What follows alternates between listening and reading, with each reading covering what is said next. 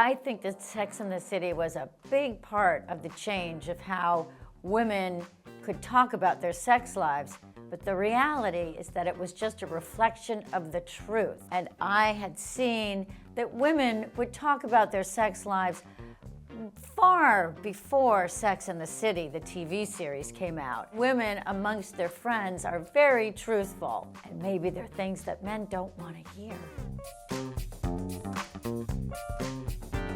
My one-woman show is called True Tales of Sex, Success, and Sex and the City. And it's the origin story of Sex and the City, how I created Sex and the City, how hard I worked to get there, why I invented Carrie Bradshaw, and what happened to me after. As part of the story, we find out about the real Mr. Big and my real girlfriends, my Charlotte, Miranda, and Samantha.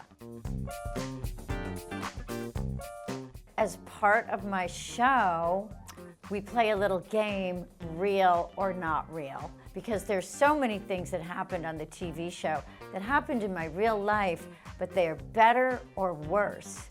And a lot of them have to do with men who Carrie dated.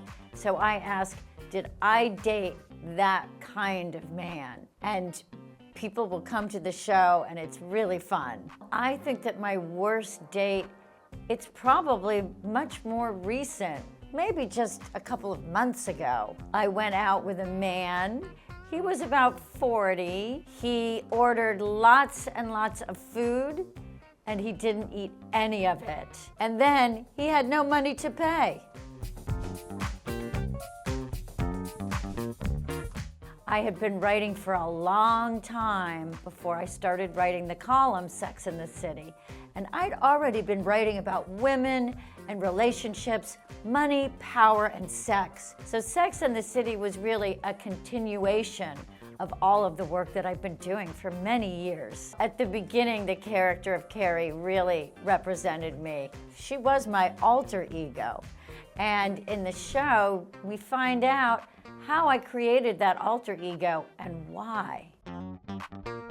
I think that Sex and the City was a big part of the change of how women could talk about their sex lives, but the reality is that it was just a reflection of the truth. And I had seen that women would talk about their sex lives far before Sex and the City, the TV series, came out. And that was what I reflected in my column and my book, was the real life conversations that women had about men, dating, relationships, and sex. Women amongst their friends are very truthful, and maybe they're things that men don't want to hear. I think the fashion in the series is just fantastic, and we had a wonderful costume designer, Patricia Field, and she did all of the looks. So she really reflected the way women dress in the city, but maybe a little bit more elevated.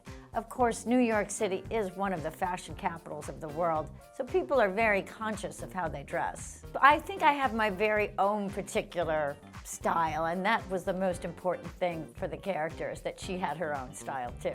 I think that my work and eventually the TV show reflected a new time in women's lives for a lot of different reasons. Part of it is that women have more economic freedom and they have careers, and Sex and the City reflected that and reflected this change in women. So now women all over the world, they have the Sex and the City years where they go to university, and then they usually have a few years when they are finding themselves. They have lots of girlfriends. They experiment with dating and who they want to be with. And so Sex and the City really reflects a new time in women's life. And that's why it resonates all over the world, because women all over the world experience the same thing. I think it would be very possible to make a series like Sex and the City today, but maybe the characters would have different jobs. Maybe Carrie would be an influencer on TikTok, instead of being a writer. TV writing is very different from real life, and I wrote a book called Is There Still Sex in the City?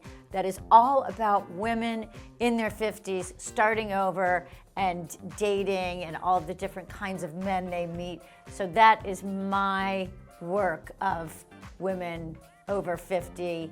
It's the new Sex in the City woman in her 50s. I do watch And Just Like That. I personally don't have anything to do with it, but I very much like it, and I think it's really fun. And there's always something in every episode that makes me laugh.